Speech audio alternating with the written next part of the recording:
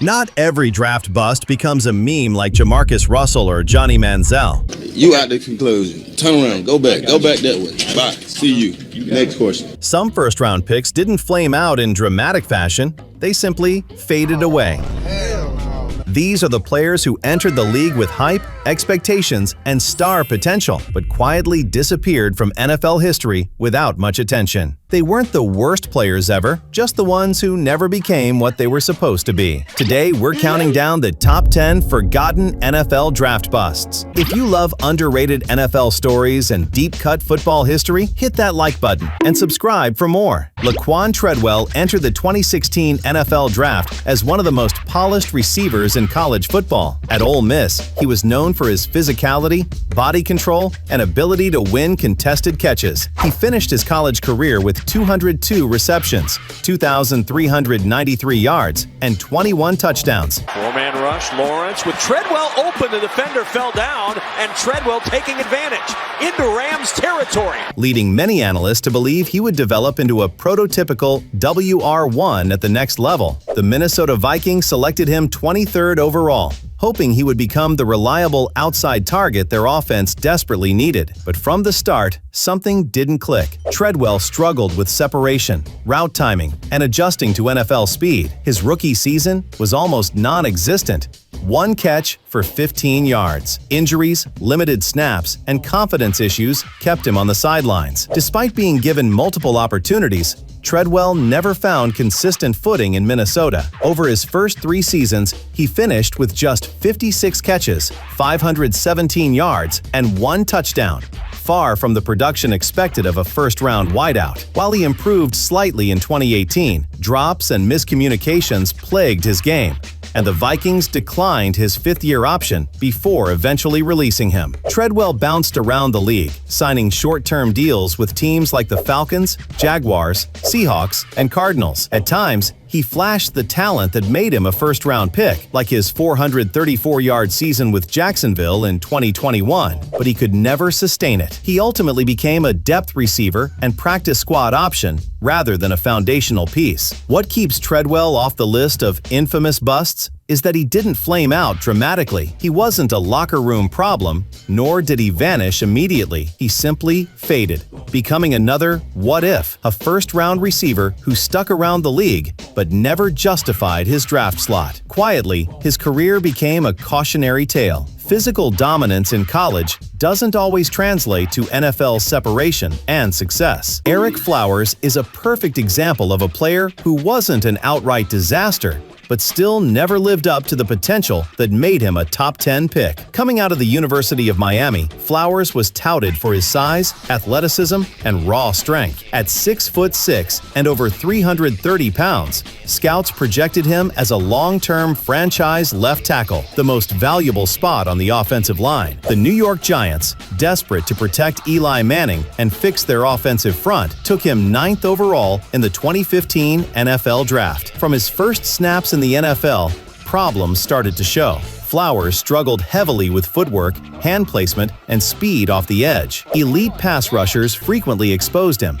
and he became known for giving up pressures and drive-killing penalties. During his rookie season alone, he allowed 69 total pressures, one of the highest in the league. Giants fans quickly lost patience. Flowers led the league in pressures allowed in 2016 and ranked among the worst tackles by Pro Football Focus each year. He was eventually moved to right tackle and then benched entirely. In 2018, after being replaced by Nate Solder and refusing a position switch, the Giants released him just 4 games into the season. Flowers managed to stay in the league, but only after reinventing himself. Washington converted him to guard in 2019, where he played surprisingly well, a reminder that he had talent, just not at the position he was drafted for. He went on to play for the Dolphins and Commanders in rotational roles, putting together a decent career as a serviceable interior lineman. But as a top 10 pick, expected to anchor a franchise's offensive line, Flowers is firmly a forgotten bust. He wasn't a locker room distraction. He didn't crash out of the NFL immediately. He simply never came close to being the elite tackle the Giants thought they were drafting. Instead of being remembered as Eli Manning's bodyguard, he's remembered faintly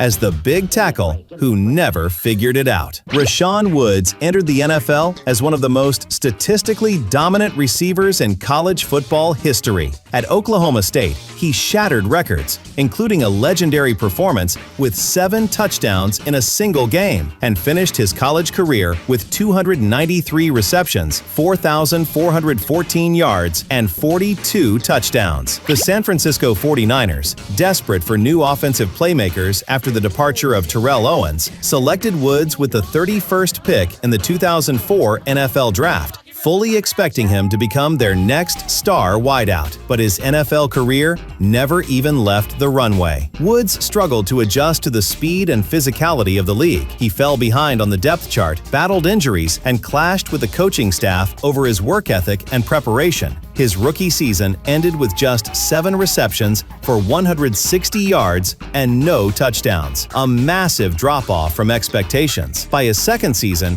injuries and friction with new head coach Mike Nolan pushed him further into irrelevance. The 49ers traded him to the San Diego Chargers in 2006, but Woods failed to make the roster. He attempted brief comebacks in NFL Europe and the Canadian Football League, but could never rediscover the explosiveness and confidence he had in college. By age 26, his NFL career was essentially over. What makes Rashaun Woods a forgotten bust is that he disappeared quietly. He didn't have a high-profile meltdown or create controversy. He didn't cause locker room issues or make headlines. He just faded out, overshadowed by bigger bust stories from that decade like Charles Rogers and Mike Williams. If you weren't a 49ers fan or an Oklahoma State alum, you probably forgot his career even happened. In hindsight, Woods' NFL collapse came down to injuries, poor scheme fit, and a lack of separation ability at the pro level. He wasn't fast enough to dominate corners and didn't develop the physicality or route precision required to compensate. Today, Rashaun Woods is remembered more for coaching high school football in Oklahoma than for anything he did in the NFL. His story is a reminder that some first-round picks don't bust spectacularly, they vanish quietly. Jonathan Cooper was supposed to be one of the safest picks in the 2013 NFL Draft. Coming out of North Carolina,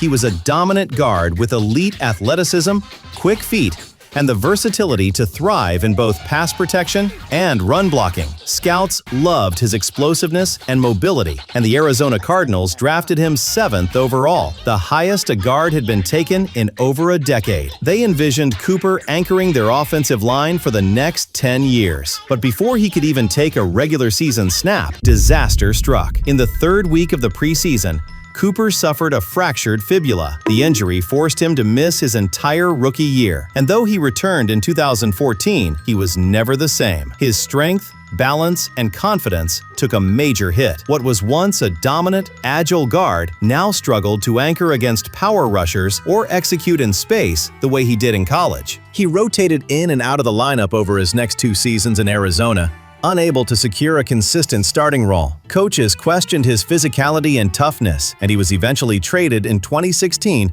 to the New England Patriots as part of the Chandler Jones deal. Cooper never played a snap for New England. He bounced from team to team: Browns, Cowboys, 49ers, Panthers, and Redskins, trying to latch on to a starting job, but he never returned to his pre-injury form. He wasn't a locker room problem, and he wasn't a headline-making disaster. He just quietly never became what the Cardinals invested a top 10 pick in, a dependable, elite interior lineman. His career, while not a total failure, became defined by inconsistency and unrealized potential. Jonathan Cooper is largely forgotten because of how unflashy his downfall was. He didn't make dramatic mistakes or become infamous. He just faded out of the league after brief stints as a journeyman starter. For a 7th overall pick at a position known for longevity, that's a quiet but undeniable bust. Chris Perry wasn't drafted to be a superstar. He was drafted to be the perfect complement. At Michigan, he was a workhorse,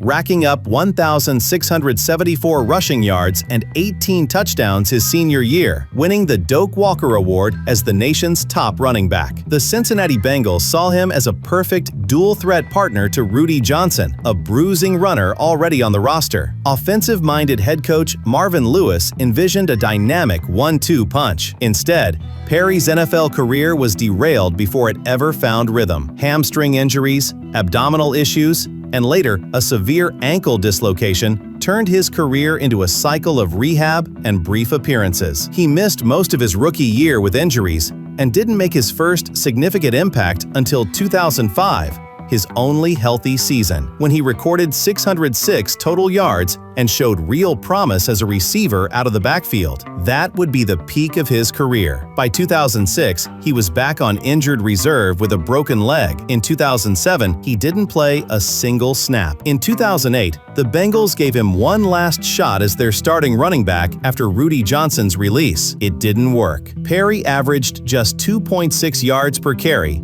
fumbled 3 times in 4 games, and was benched by mid-season. He finished his NFL career with 606 rushing yards, 422 receiving yards, and only 4 total touchdowns. Numbers you'd expect from a late-round backup, not a first-round pick. By 2009, the Bengals moved on. Why is Chris Perry a forgotten bust? Because his story wasn't loud. It was quiet and injury-ridden. He didn't flame out due to attitude or controversy. He just never stayed healthy long enough to become what the Bengals envisioned. He's overshadowed by much bigger busts from the same era, like Charles Rogers or Cadillac Williams' injury-riddled career. Today, Perry's name rarely comes up in draft bust conversations, but he symbolizes a specific kind of disappointment: talented, hard-working, highly drafted, and simply unlucky. Andre Ware was supposed to be the future of the Detroit Lions. Coming out of the University of Houston, he was a record-setting quarterback in the run-and-shoot offense, throwing for 4,699 yards and 46 touchdowns in his Heisman Trophy-winning 1989 season. With his strong arm and video game numbers, Detroit believed he could become the perfect fit for their modern, high-powered offense alongside Barry Sanders. But from the moment he entered the league, Ware felt out of place. The Lions coaching staff, led by Wayne Fontes, never fully committed to tailoring the offense to his skill set. Detroit's version of the run-and-shoot system was different from what Ware thrived in at Houston. Instead of quick timing reads and spread formations, he was asked to adapt to a more traditional pro-style scheme, and the learning curve was steep. He started only 6 games in his rookie season,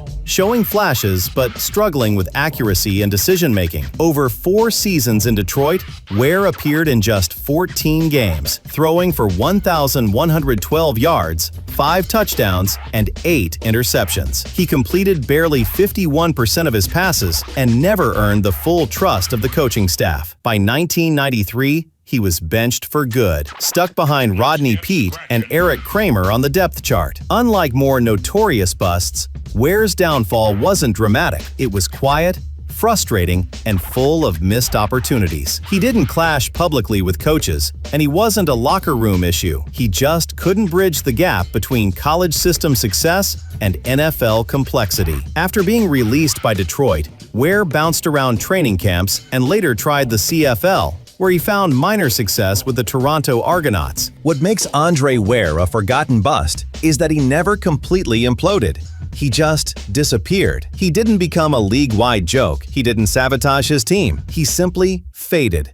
A first-round pick who never found his footing. Today, he's better known as a college football analyst than an NFL quarterback. Ware's career is a reminder of how system fit matters just as much as talent. The Lions drafted a Heisman winner without ever building an offense around him, and his career quietly vanished because of it. Troy Williamson is one of the most overlooked busts in NFL history, not because his failure was small, but because it was overshadowed by bigger names from his era. Drafted 7th overall by the Minnesota Vikings in 2005, Williamson was picked to replace the recently traded Randy Moss. Big shoes, unrealistic expectations, and a skill set that never translated. Coming out of South Carolina, Williamson was pure speed, a 4.32-second 40-yard dash, blazing acceleration, and deep threat ability. What he didn't have was refined route running or consistent hands, but the Vikings fell in love with his athletic upside. They imagined a lightning-fast receiver stretching defenses, even if he couldn't replicate Moss's physical dominance. It didn't work. From the start, Williamson struggled with drops, lots of them, wide-open touchdowns, simple slants, third down catches. he dropped them all. Over his 3 seasons in Minnesota, he recorded just 79 receptions, 1,067 yards, and 3 touchdowns. Not horrible numbers for a role receiver, but devastatingly low for someone drafted in the top 10 to replace a future Hall of Famer. One of the strangest twists in his career came when it was revealed that Williamson had depth perception issues. He reportedly struggled to track the ball in the air, a nightmare problem for a deep threat receiver. The Vikings tried coaching, vision therapy, and extra practice drills, but nothing stuck. His relationship with the team deteriorated. He missed time in 2007 to visit his family after his grandmother's death, and head coach Brad Childress fined him, sparking controversy. By 2008, he was traded to the Jacksonville Jaguars for a 6th-round pick, a dramatic fall in value. In Jacksonville, things didn't get better. He totaled just 8 catches in 2 seasons and was out of the league by 2010. No dramatic collapse, no arrests, no media meltdowns, just a quiet, frustrating slide into irrelevance. Troy Williamson is a forgotten bust because he played in the shadow of Randy Moss's legacy and never came close to filling it. His story isn't about laziness or ego.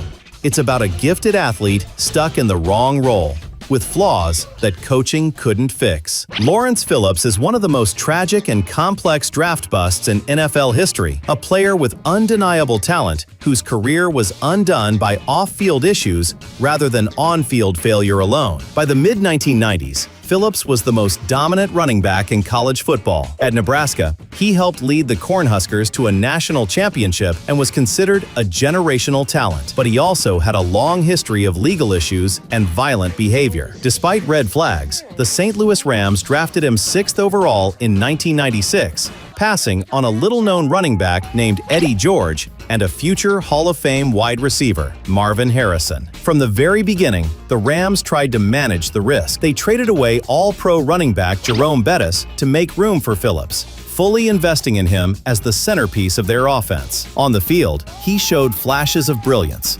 powerful runs, elite vision, and breakaway speed. He finished his rookie season with 632 rushing yards and 4 touchdowns, but inconsistency and immaturity plagued his game. He struggled with ball security and often clashed with coaches. Off the field, things spiraled quickly. Phillips was arrested multiple times for assault and domestic violence. In 1997, after repeated disciplinary issues, the Rams released him just 25 games into his career. He signed with the Miami Dolphins, but lasted only 2 games before head coach Jimmy Johnson cut him for poor attitude and commitment. He spent the next few years bouncing between the NFL, NFL Europe, and the CFL, showing glimpses of his talent, including a 1,000-yard season with the Montreal Alouettes. But his behavior always caught up. Legal troubles intensified, including charges of assault, domestic violence, and eventually more serious crimes. In 2016, while serving a prison sentence for multiple convictions, Phillips took his own life. Lawrence Phillips is a forgotten bust not because his story lacks drama, but because it's rarely mentioned compared to simpler failures. His legacy is overshadowed by the complexity of wasted talent, violence, and tragedy. He wasn't just a football bust. He became a cautionary tale about character evaluation, second chances, and the limits of talent. Aaron Curry wasn't just considered a safe pick. He was called the safest pick in the draft. Coming out of Wake Forest, he was a dominant linebacker with elite size, speed, leadership, and character. Scouts believed he had the fewest flaws of any prospect in the 2009 NFL Draft. When the Seattle Seahawks took him 4th overall and handed him a $60 million contract with $34 million guaranteed, expectations were sky high. But from the moment he stepped into the league, something didn't translate. Curry looked the part physically, 6'2", 255 pounds, fluid and explosive, but his on-field instincts weren't NFL ready. He often reacted a step too slow, struggled in coverage, and frequently took poor angles against the run. The aggression and natural playmaking ability he showed in college faded in the pros, replaced by hesitation. His rookie season wasn't terrible, 61 tackles, 2 sacks, 2 forced fumbles, but he was far from dominant. In 2010, he improved slightly, but as Seattle transitioned under head coach Pete Carroll, it became clear that Curry wasn't part of their long-term vision. He lost his starting job by 2011 and was traded to the Oakland Raiders for a 7th-round pick and a conditional 5th. In Oakland, he had a brief resurgence, but knee injuries, scheme changes, and inconsistency ended his time there quickly. By 2013, he was out of the league entirely. No major scandals, no locker room chaos. Just a quiet exit from a career that never matched the hype. What makes Aaron Curry a forgotten bust is how different he was from the typical narrative. He didn't implode, argue with coaches, or become a distraction. He worked hard, stayed humble, and still didn't succeed. His failure wasn't loud.